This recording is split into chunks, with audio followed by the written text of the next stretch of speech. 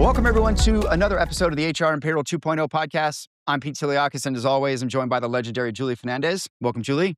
Thanks, Pete. I'm always excited for our guests, but super excited to talk to Troy. So why don't you go ahead and introduce him and we'll get to know him. Yeah, I'm stoked to have Troy Markusson joining us. Probably the chief payroll nerd out there, head of the Nerd Outfitters. We're going to talk about that. He's doing some cool work on career progression for young payroll leaders, and yeah, just a payroll executive that I thought we had to have on the show. So, Troy, welcome to HR and Payroll 2.0. Thanks, Pete. Thanks, Julie. It's great to be here today. Yeah.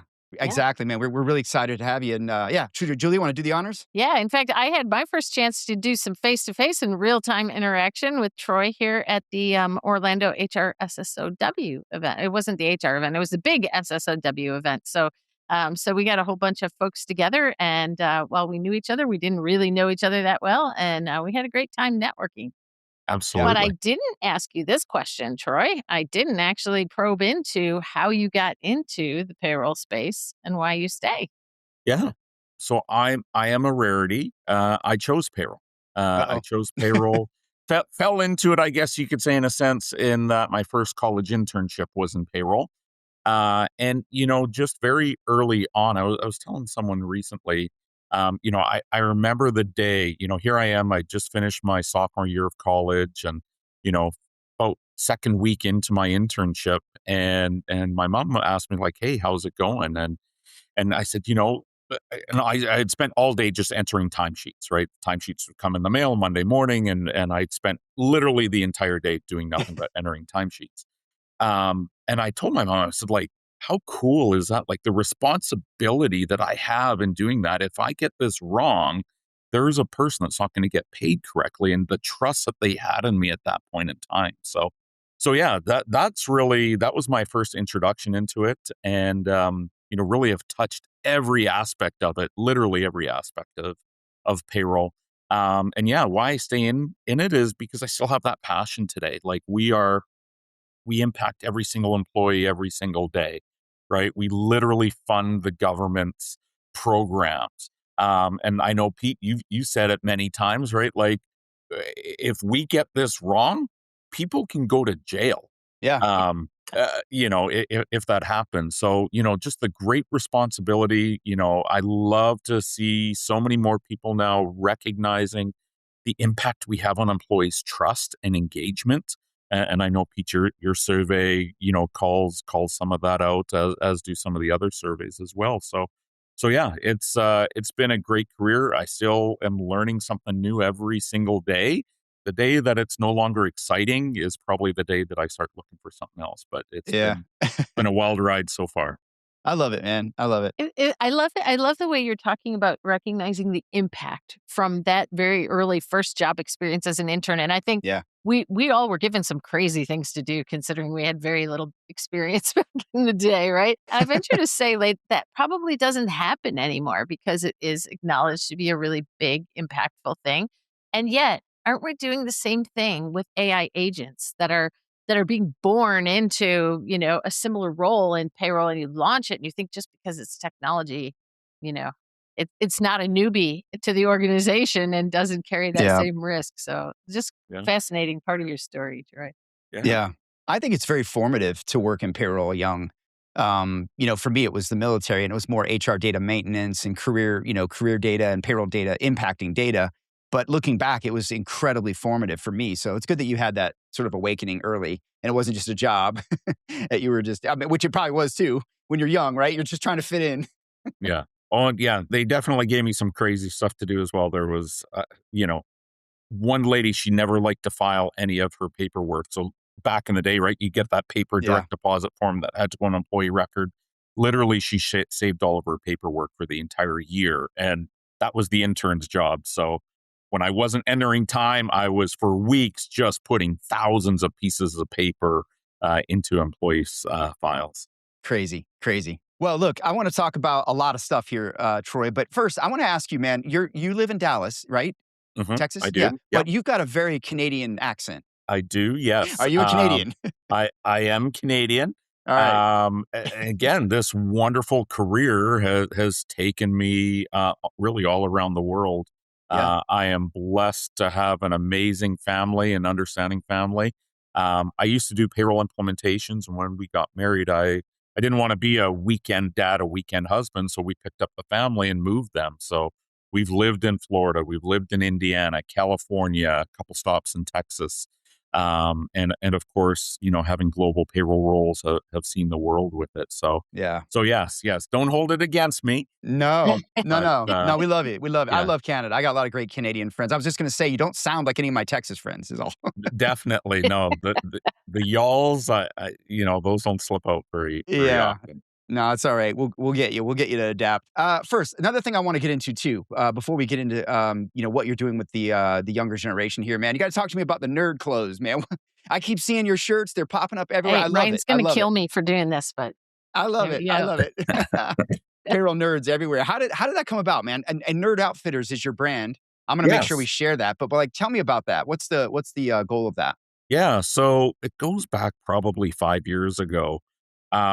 Literally one day working at home, and I was talking something about payroll, and my son at the time, my middle son at the time, he was probably 12, 13. He looked at me, he's like, "Dad, you're such a nerd."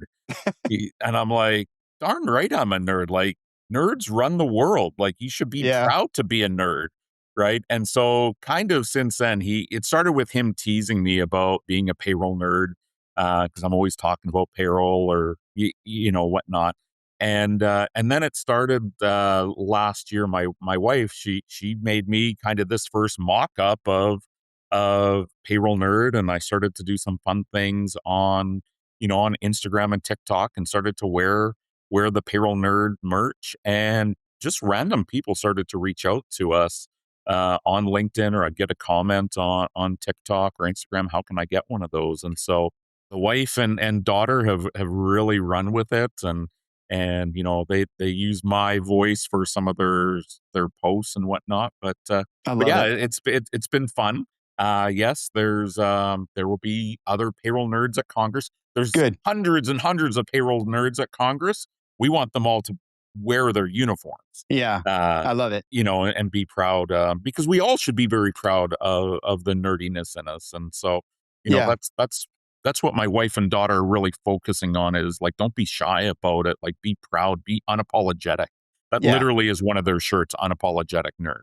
I love So, it. So not yeah, only are you like the payroll nerd OG in this whole clothing line, right? But they also decided that you had to have the dorkiest voice to go with it. Nobody else could do the payroll nerd voice but you, right? there we go. There we go. Yes, yes. I love it. I love That's it. I feel great. like the nerd brand is surging. I don't know if you're a fan of the UFC. I love the UFC, and do you know what I'm talking about? The fighting nerds. The fighting nerds, Yeah, we Kyle. have had some messages going back and forth, Pete. That is our dream, I love that it. they put on a Nerd Fight Club Oh shirt at wow. the end of one of their fights. Yes. Yeah, they have Kyle Boholo, he's actually, I think he dropped out of college. He was an engineer or a chemist, and started fighting MMA. And now he's a professional. And they have this sort of team and school, and they call themselves the Fighting Nerds. And they wear glasses and Yep. with tape, and it's just a whole thing. But they're a great, great team. So yeah, it would be cool if you guys maybe could do a collaboration. That would be so neat. Believe me, my Yeah, my yeah. my daughter's become a huge UFC fan. Oh, So yes, cool. she's all over, hitting every single one of them up. That the Fighting Nerd camp is a large camp, so she's even trying to get Yeah. the lower. Probably not going to get the high end fighters. Start at the low end fighters, and yeah, Yeah. yeah, There's a handful of them. They're really good, man. They're really good. My yeah, son likes a lot of them. But yeah. well, look, I want to talk about what you're doing, right? We've talked a lot about it on this show. It bothers me personally that we are headed to a very dangerous cliff with payroll when it comes to talent. I know every sector, every industry is losing talent. The service trades, right? We're always having a lot of your trades like construction and welding and things like that were already depleted, right? And there's a lot of a bit of a resurgence in apprenticeships happening in those areas.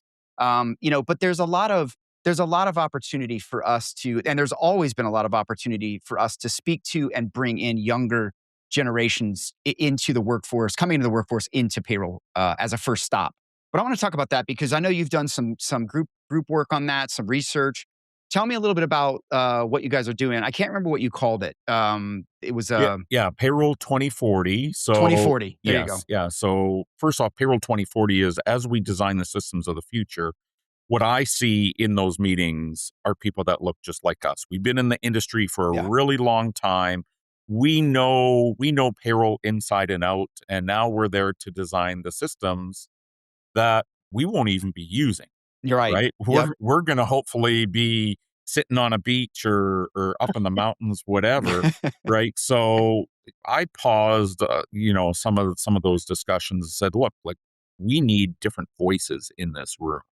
And so I pulled together a survey and got great feedback. Being in Dallas, lots of local colleges, so got out and spoke with about 70 students in roundtables, over 200 respondents on the survey, Oh, wow. just to get feedback as to what it is that they're looking for in their future payroll. And then another aspect of it is also let's introduce a profession to Hmm. them Yeah. that none of them are even considering today. And so that has really been impactful for them. And, it's very consistent that I would hear, I'd never thought about payroll. I never even thought about, how impactful it is, and literally I would start off the conversations with like, I wouldn't even say payroll. I would say, who's interested in a job that impacts everybody every day, Yeah. who's responsible for that largest expense, who, is constantly up for change, and Pete, I'm going to say one of your numbers, 80% of the workforce is going to be retiring over the next 10 years. Yeah. Is AI resilient, right? And frankly, once you get into it, you're never going to have to look for a job, right? Yeah. Good point. Everyone's hand in the room goes up. I'm like, that's Yeah. that's payroll. That's payroll, right? Think about it, like, if the economy's good or bad, people still gotta get paid, right? I mean, if the economy's good or bad, people still get sick, they gotta go to the doctor, right? You're absolutely right. Every business that has at least one employee has a need. Well, Yeah. I was just Yeah. thinking, I've done a session at Payroll Congress for the last 3 years now about the generations and the payroll skill set and how that's evolving. And one thing that I would love to, tap in and get some input on from your groups is the idea that to me, payroll is the greatest jumping point in the world to navigate a career if you like to get involved in different things and have, that dynamics of changing. And I just see, we all see it. Folks from there, you can go to GL or finance or HR or time or the plant operate. I mean, you can go anywhere. Opera Yeah. Yeah. operations, Operations. data, project Yeah. management, or go travel the world. Go Yeah. and Yeah. Like go you've and said. open up a shared services in the Philippines, right? Yeah. Yeah. Go spend time in Latin America and Costa Rica, right? Like, I feel yeah, like there's yeah. no career progression that has as much optionality to it as payroll does. Yeah. Yeah. I mean, And I travel more than the average bear, and Mhm. I would tell you that a lot of the global payroll leaders I talk to are on the road quite a bit, seeing a lot of countries. So there is a lot of perks to the job. I just wish we could get people to consider this first, right? Hey, how do we get them to want to come to payroll, as a first stop? And that's the trick. Yeah. But how do you get this group together? Like, what are they made up of, and how do you continue to work with them and study them, or Yeah, yeah. So, from gathering the data, have made a lot of really strong relationships, and frankly, have encouraged a number of them. Like, look, I want to bring you along in different conversations moving yeah, forward. So, we're all part of different payroll forums of one sort or another, and they're all trying to figure this out as well, right? yeah, And so, bringing a lot of these students into those conversations as well. And also, I put it out to look, you're giving us a lot of information, which is great for us, but I want you to understand the great opportunity this is for you. yeah, You're still in college, you're building connections. And if you're going to be in a round table, if you're going to be part of a conversation, be posting that on your LinkedIn profile. You got to start managing yep, how you're going to stand out amongst all of your peers. And even if you don't end up in payroll, recruiters are going to jump at those that are, providing this sort of feedback in their sophomore and junior year of college. It's going to lead to internships. It's going to lead to their first jobs, which every student is worried coming out of college for. Yeah, agreed. One of the things I've seen and heard a little bit more of, I was talking to the payroll leader of Polo over in Malta when I was at the CloudPay event, and he was talking about the fact that he's brought on an apprentice to begin working with him as a payroll leader and teaching her, I think it's her, payroll. And I love that. I think that's a really great idea, especially in the enterprise where you can, there's a lot of work to be done. There's always something going on. But even in smaller companies, that could be an option. Do you see that as a viable path for payroll? Do you see Yeah, enough of that? it is absolutely a viable path. When, I spent 10 years at ADP and, Yeah. had the opportunity to be in El Paso where we had a payroll class. We taught Mm. payroll. We did internships. I always had an intern in. We converted many of those over to full time. I look at all of the vendors. I think that's where the biggest opportunity lies. Yeah. And look, at all of our companies, every company has payroll, obviously. We all have this responsibility, but I would love to really see more. I've talked to a handful of the vendors out there to even be like, how can I help you um, kick this off and get this started? Because majority of the people fell into payroll and they learned it, Yep. right? And so, like, how can we be more strategic about this, get people coming in, but then also drive, like, I just look for curious people. I look Right. for curious people. I look for people that can communicate well, that are not afraid to get in front of the business, that want to learn the business, right? I think those are really critical skills. Will teach you the payroll side of it. So, Right. Yeah. so much more that can be done. And again, some of the different councils I'm on, we are talking about how we can play a role in that as Yeah. well. But I would love to hear an ADP or a Strata or any of the big players out there to say, hey, we've actually got an academy now, and we're sponsored with local universities. Yeah. Yeah. No, we need it. You're absolutely right. And I think there's a great opportunity for that. And I work a lot with veterans and spouses coming out of the military and transitioning, and those that are looking for an HR career or are kind of lost. I suggest to them, hey, look at the HR outsourcing firms, right? There's so much of us are alumni of one of these companies. I worked for ADP in the very earliest days of COS, and some of the other vendors like IBM and TCS. But what I tell them is like, listen, payroll and HR are their product, right? Like they are curating and cultivating perfection around that profession.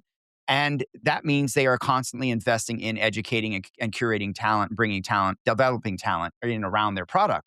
And I said, if you want to go and get and learn HR and payroll at scale against many, many, many businesses, this is a great opportunity. And you can find out if it's for you, probably get certified. And if you want, maybe if you have the ambition, move on and maybe go lead a payroll team somewhere in a company. So I think it's a wonderful path. And I know they do a lot with veterans. I'd love to see them do more with young career professionals. And maybe some of the bigger ones are, and we just don't know it.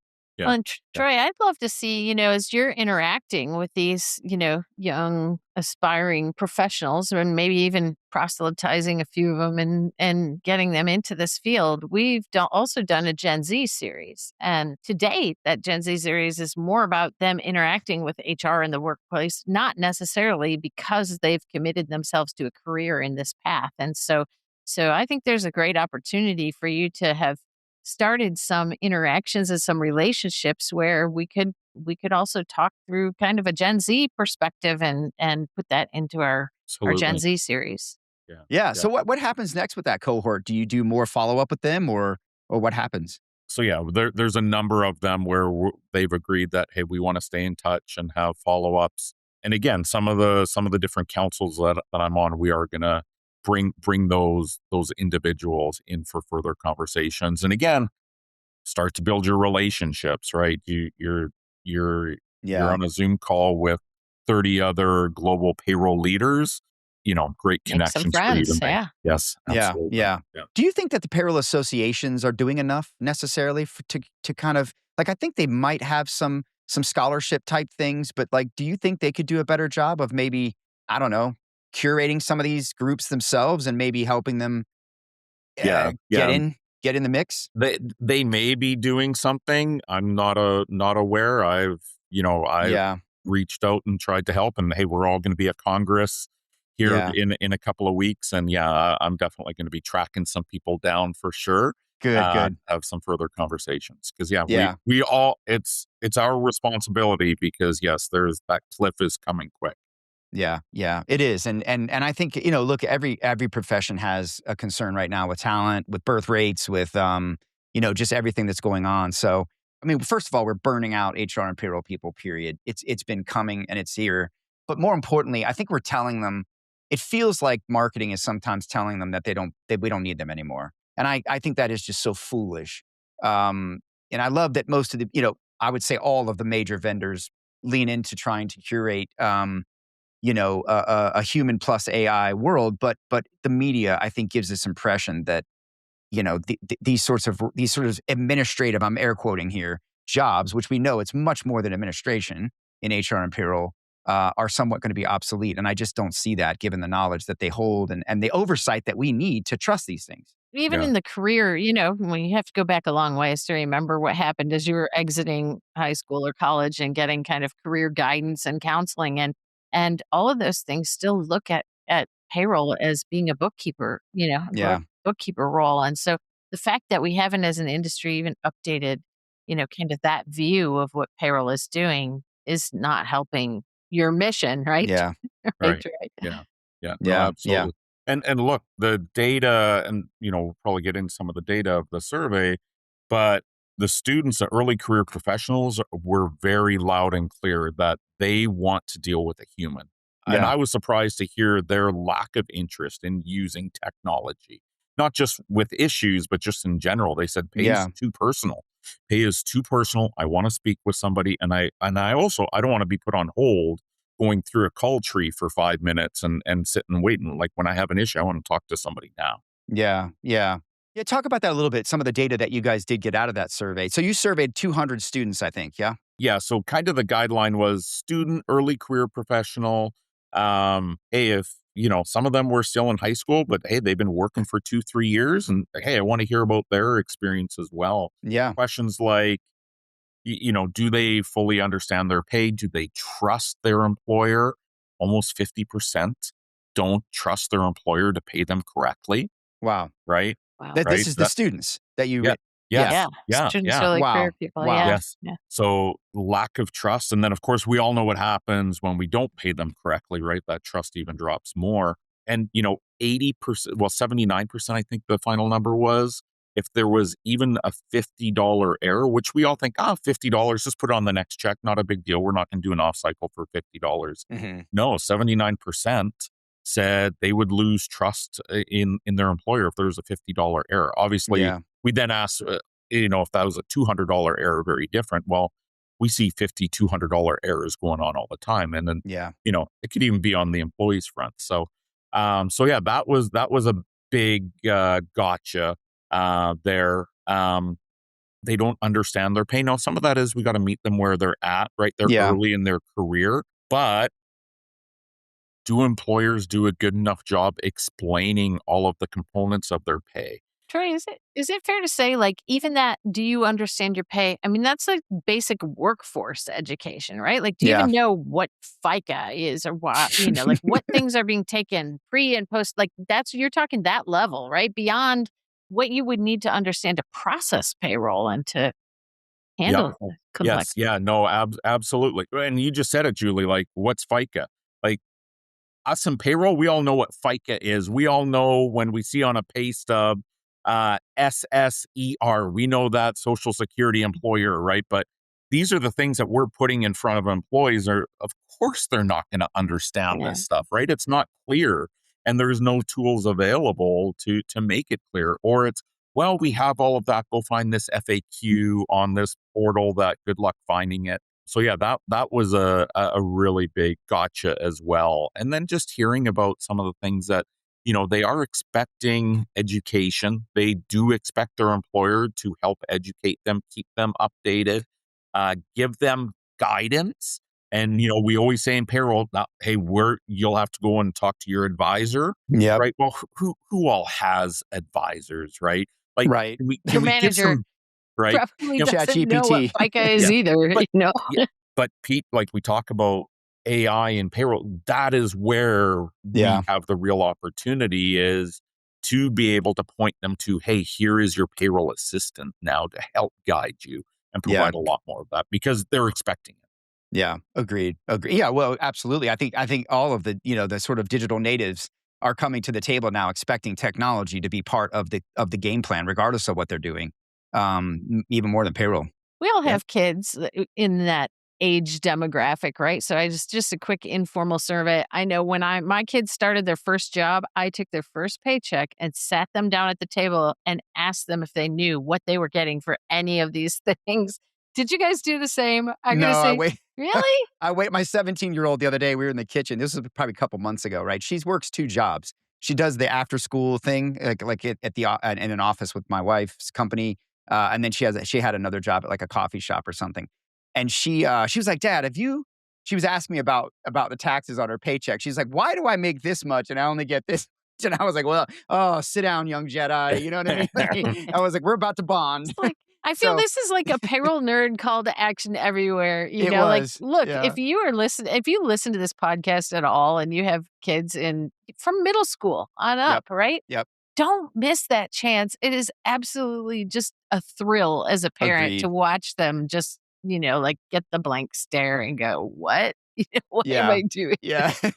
My daughter was just like, I won't tell you the word she used, but like, this is nonsense. I was like, this is America. This is the way it is. Actually, it's like this in every country. Or worse. Exactly. But look, it's not just the new generation coming into the workforce. No. It's also like, how much have we heard?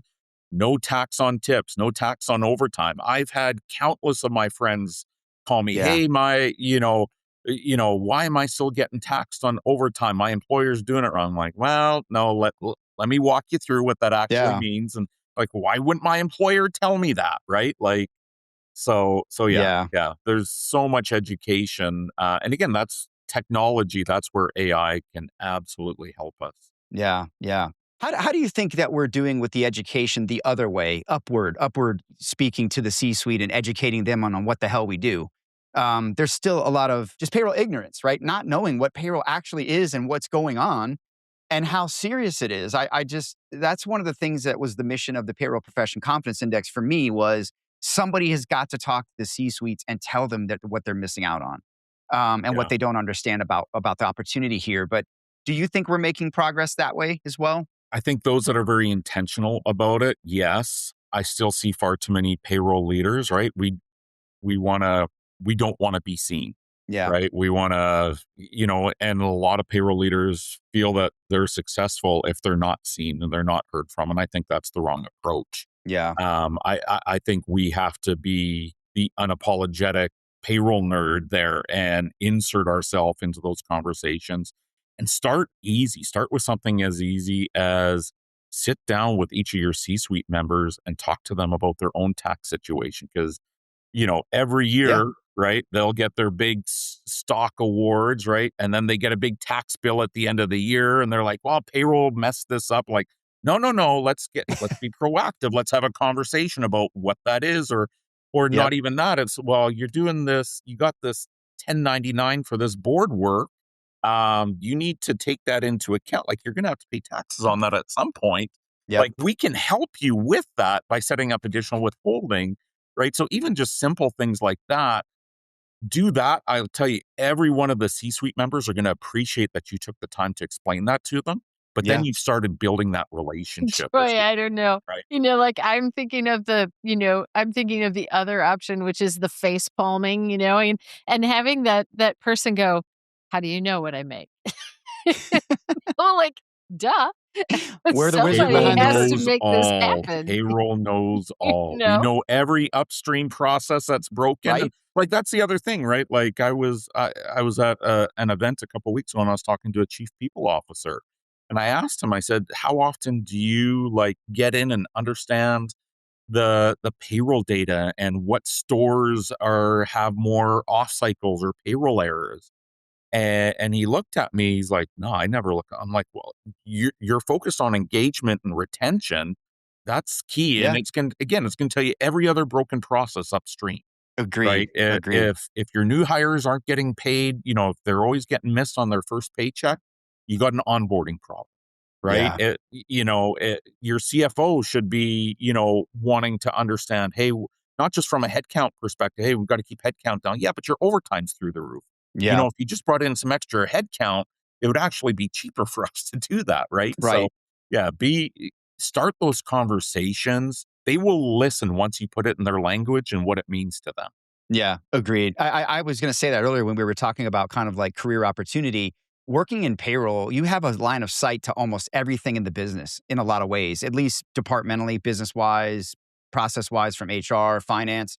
You have such a purview. You can really, I mean, your network grows. Your knowledge of how the company works under the hood really grows. I think there's so many, to Julie's point, opportunities then to bounce off of payroll and go into other areas that you find interesting that might be, more fitting for what you want to do. So it's a great You opportunity. started this conversation talking about the cliff, right? Which we are all conscious of because maybe we're Yeah. part of it at some point in in jumping off the edge. But there's kind of two ways to go. I see exactly, Troy, why a lot of people just want it to be quiet, and especially when as the cliff gets nearer and nearer, do you really want to start engaging and having these conversations and bringing these things up? We hear an equal amount of people saying, think about there's a legacy to leave behind. And if Yep. ever you've known something, you know something that a lot of people don't know anything about it. So why not look at it as bringing in that next generation of talent or doing something material that Yeah. makes something meaningful out of a whole career worth of diligently processing things, and getting them right for years and years. Yep. Yeah. Well, and I'd even say just look at it as like finally get the recognition that you should Yes, have yeah, I received, think right, that's over the fair. years, keeping the company going, right? Payroll's not right, right? Your business comes to a stop. So, I've had the opportunity over the years to get those phone calls from the CEO and CFO to say thank you for all you do. But guess what? That's because we were in a global time outage, right? And we Yep. still got people paid, right? So how can we get it outside of just those really urgent moments and just, having the CFO call you up, and say, hey, thanks for identifying that data anomaly at that plant, and that's going to drive, $500,000 of savings just from what you were able to pull. So Yeah. Like, we Agreed. see frontline workers all the time that, like you go for X every month you go OSHA incident free, right? And there's safety and there's reward structures and other things around that. And I think I've never seen, how many pay cycles have you gone error free or 99.9% uptime? It's not treated with the same levity. Yeah. so create competition, right? These senior leaders, these presidents of each of your business lines, right? They don't want to be seen as the one that has the lowest pay accuracy or have the most late payments, right? Oh my God. Create a competition. Make it Those Yeah. squeaky. I Yeah. can assure you those presidents, they want to hear it if you frame it correctly Yeah. as here are your people that are getting paid late. And tie it to then, and look, you have higher payroll errors and you also have higher absenteeism rates, right? So Right. start to tie those data points together. And then, like I said, make it a competition. I can guarantee you all of a sudden payroll accuracy that you never thought you'd be able to get, you're going to be able to start to see I, it. I would agree. It's contagious. I would say it a different way. It's not even competition. It's almost like a contagion because we had the same thing at Disney and with our shared service center. I've told this before, but we were underneath 9/11 shared service design, meaning we were centralizing and taking away power from all these business units for years and decades that had this, control. And then we were dealing with management audit because Enron had happened. So we were just change. It was just a change soup.